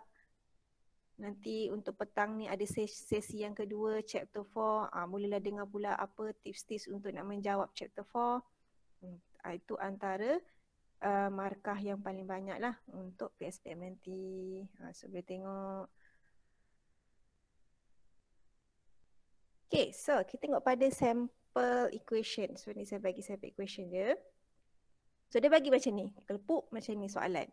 Okay, jangan risau. Bila soalan panjang-panjang macam ni, macam banyaknya madam, susahnya. Jangan cakap susah, awak tak baca lagi, awak tak keluarkan lagi data. Awak tak tahu lagi susah ke senang. Baca dulu. Okay, soalan bagilah. Ni soalan dah bagi question lah. Soalan dah bagi question. Maksudnya awak tak perlu buat equation dan tak ada markah pun untuk equation sebab soalan telah bagi balance equation. Tapi kena dululah dah balance ke belum. Kadang-kadang soalan bagi je equation. Tapi kadang-kadang tak balance kan. Awak kena balance. Bila awak kena balance, ada markah untuk balance tu. Tapi dalam kes ni soalan dah bagi balance equation. Okay, so dia bagilah amonia. Okay, nak tahu soalan tu pasal limited. Kadang-kadang soalan dia tak bagi tahu pun dia adalah limited return. Soalan terus. Okay, calculate the mass of apa, tak pun nombor 1, nombor 2 ni dia tak ada tanya. Terus tanya, okay, what is the percentage yield if 10 gram nitrogen is produced? Okay, maksudnya macam biasalah 10 gram ni adalah actual. Macam biasa bila soalan bagi mass product which is nitrogen, itu adalah mass actual. Okay, tadi saya terbalik. Kalau contoh nombor 1, nombor 2, dia tak tanya, dia terus tanya nombor 3. What is expected yield? Macam mana awak nak tahu soalan tu ada limit return? Okay, tengok balik soalan, dia bagi 2 mass return, which is ada amonia, 18 gram amonia dengan 90 gram copper oxide, which is dia bagi 2 nilai mass untuk 2 reaktan. So sekarang awak kena fikirkan, dalam tanya ni awak kena fikir, aku nak follow mol yang mana untuk dapatkan produk. Bila awak tahu benda tu, awak nak ikut 18 gram ke aku nak ikut 90 gram. Sebab tu time bila awak tahu terfikir benda tu, itulah awak kena cari limiting reaktan. Sebab kena ingat, kadang soalan dia tak minta limiting reaktan, tapi awak kena bagi jawapan limiting reaktan tu. Sebenarnya macam contoh 1, 2 tak ada, tapi dia terus bagi 8 markah gitu. So tengok juga markah, kalau markah sebanyak-banyak tidak, maksudnya adalah termasuk juga limiting reaktan. Okay, so kalau dalam kes ni ada 2 mass reaktan, macam biasalah first kena cari mol untuk kedua-dua reaktan. Daripada mol tu awak kena buat stoichiometry supaya kita boleh tahu yang mol available. In the end awak akan tahulah siapa limiting reaktan. So dah tahu siapa limiting reaktan, barulah nanti awak boleh kira untuk produk yang diminta. Okey, saya tak tunjukkan skema jawapan macam yang Mesha. Saya hanya bagi tahu contoh tadi markah 8. Okey, markah dia kat mana? Okey. Dia bagi markah pada mol NH3 dan mol copper oxide. Okey. Yang ni mol available lah. Yang soalan bagi tadi 18 dan juga 90. Ni mol available yang awak ada. Yang kita ada sekarang ni. So both mol betul, baru 1 markah. Kadang-kadang exam ni kejam jugalah. Kadang-kadang kejam juga. Sebab kenapa, apa yang kejamnya, mol dua-dua betul baru dapat markah. Kalau contoh awak tersalah kira mol copper oxide ni, tapi mol amonia betul, tapi mol copper oxide salah, terus tak ada markah kat situ. Tu kadang-kadang kejam jugalah. Kadang-kadang baik hati, kadang-kadang kejam. Ada macam tu. Sebab kenapa macam tu? Sebabnya kita mengandaikan nak kira mol ni patutnya hujung jari je. Maksudnya kat hujung jari dah boleh kira mol. Tutup mata pun dah boleh kira mol lah sebenarnya. Sebab tu kadang-kadang dia kejam sikit lah untuk pengiraan mol. Dua-dua betul mol, baru 1 markah. So kena tulislah itu adalah untuk yang available. And then tu yang awak buat stoichiometry untuk nak tentukan needed. So sama ni antara atau ikutlah awak stoichiometrikan tadi NH3 ke ataupun awak stoichiometrikan untuk copper oxide untuk dapatkan mol needed. Ni ataulah antara 1 markah lah sebab tadi awak dah buat stoichiometry. Okay, macam biasa reason 1 markah and then in the end bagi tahu siapa limiting reaktan. Ni pula dia asingkan markah. Ni baik hati sikit lah. Limiting reaktan 1 markah, reason kenapa 1 markah. Maksudnya dia baik hati kasih ekstra pula markah kat situ. So total untuk soalan yang pertama je dah 4 markah kat situ. Nombor 1 ni determine limiting reaktan pun 4 markah. So lagi 4 markah lagi, half lagi untuk nombor 2 dan nombor 3. So limiting reaktan pun dia boleh sampai 4 markah lah kat situ. Banyak. So pastikan ada tulis reason dan juga siapa limiting reaktan. So tadi saya bagi tahu reason dia kenapa? Reason dia sebab dia completely consume in reaction.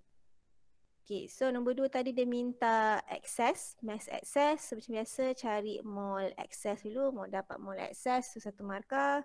And then dapat mass excess reaktan dengan syarat unit betul, baru 1 markah. Markah yang seterusnya lah.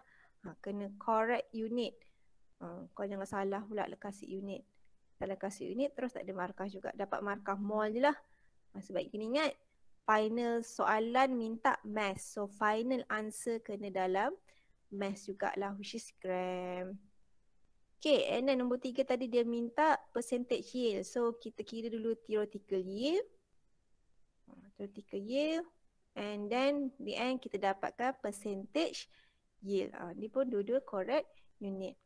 Okay, tadi nak bagi tahu juga percentage yield ni kalau awak nak guna dalam bentuk mol boleh, nak guna dalam bentuk gram pun boleh. Tak ada masalah sebab dia tak spesifik mass ataupun mol. Ikutlah masing-masing. Tapi kalau dia soalan kasih mass kan, kasih nitrogen dalam bentuk mass, ikutlah kalau awak nak tukarkan nitrogen yang 10 gram dia kepada mol, boleh. Sebab nanti awak cari theoretical yield tu dalam bentuk mol, dalam bentuk mol juga dulu. So awak nak dalam bentuk mol boleh, nak kekalkan dalam bentuk mass pun boleh. So depends lah. So nak cari percentage yield, boleh dalam bentuk mass, boleh juga dalam bentuk mol. Dengan syarat percentage yield in the end percentage lah. Dia punya unit tu mesti betul. Okay. So kita tengok pada soalan PSPM 18-19 saya ambil. Harapnya ada yang dah buat, dah test buat dan dah tanya dah jawapannya pada lecture masing-masing. Okay, ni soalan yang terakhir which is nombor 1C. Tengok tu, terus kasih 8 markah kat situ. Pandai-pandai kalau yang mana banyak markahnya kat mana. Okay.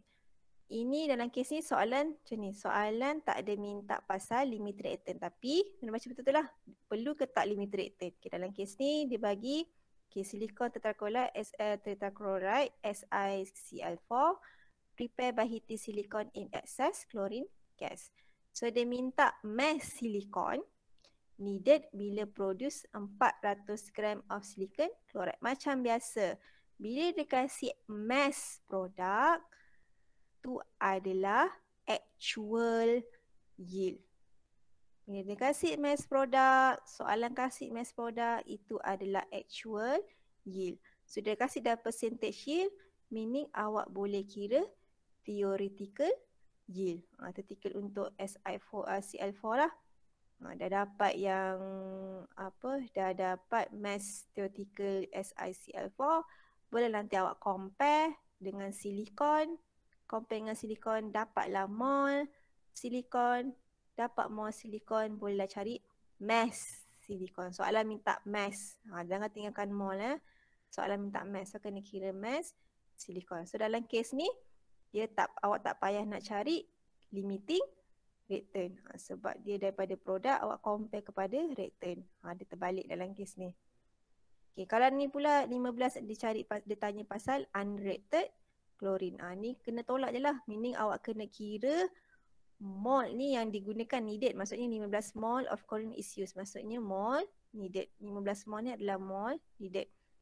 So maksudnya awak kena cari mol available untuk tolak dengan mol needed supaya awak tahu mol excess yang tak reacted tu berapa. So kena baca soalan betul-betul. Keluarkan data. Kalau boleh keluarkan data segala nilai yang ada kena mengena tak dengan punya tulis formula selepas itu apa yang boleh kira daripada awak punya data tu. Baca slow-slow, tapi slow tu jangan slow sangat lah. Jangan kau pergi mengeja pula. So sebab awak ada masa 2 jam saja untuk selesaikan 6 soalan. Okay, so ini 8 markah. So, saya hanya bagi go through markah ni kat mana ya. Okay, dalam kes ni, dalam soalan masa yang PSPM ni, dia baik hati. Baik hati sangat. Kenapa? Awak tulis formula je, dapat markah. Percentage yield formula, ada markah kat situ. So, in the end, patut dapatkan mass theoretical, which is silicon chloride tadi, dapat extra lagi markah. Dalam kes ni, skema dia baik hatilah, formula dapat markah. Sebab tu sila tulis formula, substitutkan nilai. Okay. In the end, kenapa? In case lah formula awak salah tulis. Mungkin lah awak tulis salah eja ke, saya tak tahulah macam mana. salah eja ke apa ke, tapi awak masukkan nilai betul. Okay, so dia atau formula atau masukkan nilai. Sebab tu step by step tu kena adalah dapat masukkan tulis formula, masukkan pula nilai, tulis formula, tuliskan masukkan nilai, baru tulis yang answer itulah, which is mass certificate yield. Okay, daripada mass certificate yield dapatkan mol tadi, mol silikon tetrachloride patutnya. Okay, dapatkan mol silikon tetrachloride, awak kena dapatkan mol silikon. So nak dapatkan mol silikon ni kita ambil daripada stoichiometry equation. Daripada stoichiometry equations. Okay, so ini pun ikut skema, dia pun baik hatilah. Apa yang baik hatinya, dia bagikan awak kira, nak kira mass, awak kira mol, darat molar mass kan. Yang mol, darat molar mass tu ada markah sebab dia lebih tengok kepada molar mass lah sebenarnya. Dia tengok molar mass awak betul tak? So step by step apa yang awak kira tu sila tulis. Sebab tu saya kata tadi, all important steps silalah tulis. Sebab kadang-kadang kita tak tahu skema tu. Masalahnya dia baik hati ke kejam ke. Tapi kalau boleh dia baik hatilah supaya apa yang awak tulis, important step yang awak tulis tu semua dapat markah. So dalam kes ni awak tulis mol, darat molar mass ada markah tau. Lepas tu in the end final answer mass silikon tu berserta unit yang betul. So dalam kes ni 2 markah lah masa nak kira mass silikon kat sini. So total untuk soalan yang pertama dah 6 markah. Soalan pertama je 6 markah. Okay, so tadi dia minta, maksudnya untuk soalan kedua 2 markah je lah. Awak kena cari mass excess klorin berapa, which is mol available. Okay, dah dapat mol available, tolak je lah. Tolak available, tolak needed yang diberi dalam soalan. So akan dapatlah mol unreacted klorin dengan syarat unit mol adalah betul. Ingat final answer kena unit betul. So total 8 markah kat sini masa ni skema. Okay, so itu yang penting, silalah tulis segala important step yang ikut dia punya step yang betul lah. Tu kata kita tak tahu dia punya markah tu dekat mana. Dia kejam ke ataupun dia tak kejam ke. Saya harap kali ni tak kejam lah. So at least semua yang awak buat tu at least dapat markah. Okay, so tengok pada soalan yang 19-20 which is batch lepas, tahun lepas punya je. Ni lagi lapak kasih satu paragraf. Macam banyaknya benda. Okay, dah risau. Atas ni kadang-kadang kalau baca atas ni, manusia ni sekadar statement je dia nak bagi tahu. Okay, so dia nak bagi tahu just yang soalan awak start dengan yang it can be prepared. So maksudnya magnesium hydroxide can be prepared by reacting magnesium chloride dengan sodium hydroxide dengan ada lagi satu produk sodium chloride. So dalam soalan dia bagi dah magnesium chloride react dengan sodium hydroxide, which is kalau okay, tu tadi saya bagi tahu awak ada 2 mass of reactant. Ni saya kata tadi soalan ni kalau awak baca betul-betul, ada tak dia minta limiting reactant? Tak ada kan? Dia terus calculate the mass in grams of magnesium hydroxide that could be obtained at the end of experiment. Macam tu je. Soalan dia macam tu je. Dia tak ada minta limit reactant ke apa. So tak payah buat ke madam? Kena buat. Kalau tengok markah. 9 markah. Pap tu dah kasih awak 9 markah. Confirm lah bila kes macam ni ada limiting reactant yang tadi saya bagi tahu, saya tunjukkan lebih kurang 4 markah dah meliputi pasal limiting reactant. Lagi satu nak tahu, senang nak tahu soalan tu pasal limited reactant ke tak, kan daripada soalan dikasih 2 reactant yang ada 2 mass yang berbeza. So macam biasalah awak nak follow mol siapa untuk awak stoichiometry kan. Sebab itulah kena cari dulu siapa limiting reactant. Adakah MgCl2 ataupun sodium hydroxide. So saya hanya bagi je lah markahnya kat mana. Ni masa ni dia baik hati, dia tak kejam. So every mol, every apa awak buat tu dapat markah. So dalam kes ni mol magnesium klorat yang awak kira, which is yang tadi soalan kata magnesium klorat 15.1 gram. Awak kira mol daripada mass 15.1 gram ni ada markah. 9.35 gram mol sodium hydroxide pun ada marks. So dalam macam ni contoh. So mol magnesium klorat yang tadi 15.1 gram ada markah which is yang tu available. Awak kira mol sodium hydroxide which is yang 9.35 gram pun ada markah. Dia tak kejam. Dia separatekan. Ni satu markah, satu markah. Sebab tu biar tulis dengan jelas awak punya setiap step. Okay, sebabkan soalan bila tengok balik soalan tadi tak bagi equation kan.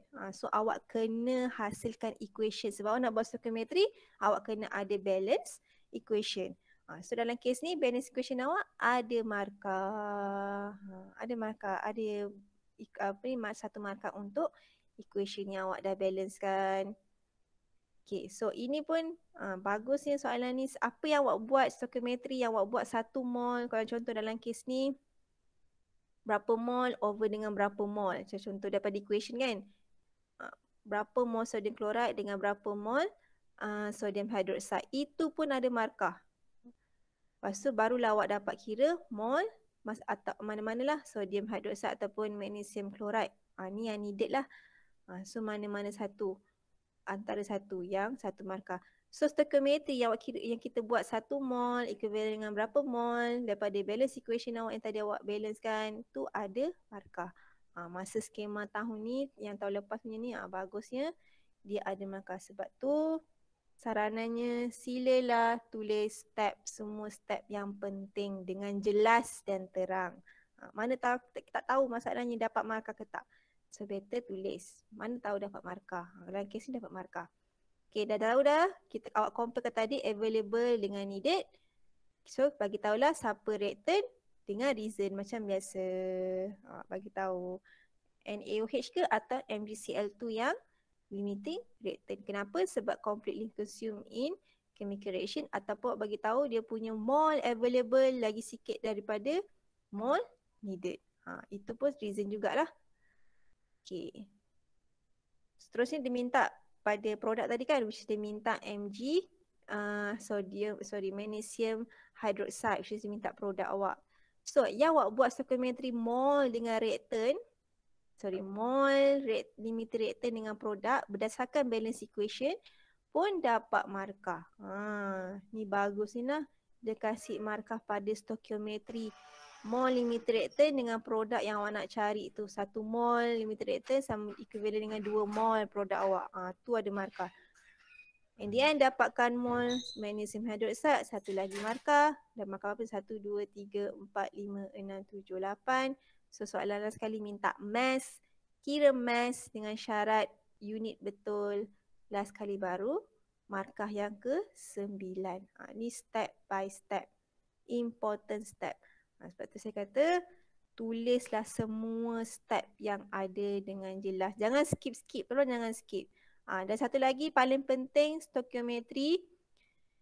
Tak ada nak tulis pula. Kena 3, saya cakap bukan sama dengan kena ada 3 baris tu. Kita panggil dia sebagai equivalent. Bukan yang sama dengan. Bukan yang sama dengan. Dia ada 3 baris kat situ lah. So satu lagi saya ingatkan kembali, janganlah round off kat masa early stage. Biarkan dia, pastikan dia 3 hingga 4 significant figures. Biarkan dia dalam 3 hingga 4 nombor bulat. Nombor bulat. Jangan decimal places lah. Okay, so itu untuk tips. Antara tips untuk stoichiometry step by step. Dan pastikan 3 baris yang stoichiometry tak tulis pula. Okay. Okay, itu saja untuk part yang which is untuk chapter 1 untuk sesi hari ini. Okay, nanti untuk video ni kalau ada persoalan boleh tanya sekarang. Ada persoalan boleh nak tanya. Untuk video ni jangan risau, kami akan upload dekat YouTube channel chemistry unit punya untuk KMKJ. So nanti kami akan share lah kepada semua Kalau nak tengok balik apa tips-tips yang penting untuk setiap chapter yang cover pada sesi pagi hari ini dan juga pada sesi petang nanti kalau awak tak sempat nak masuk channel yang lain tu lah. Okay, so ada apa-apa persoalan untuk chapter 1?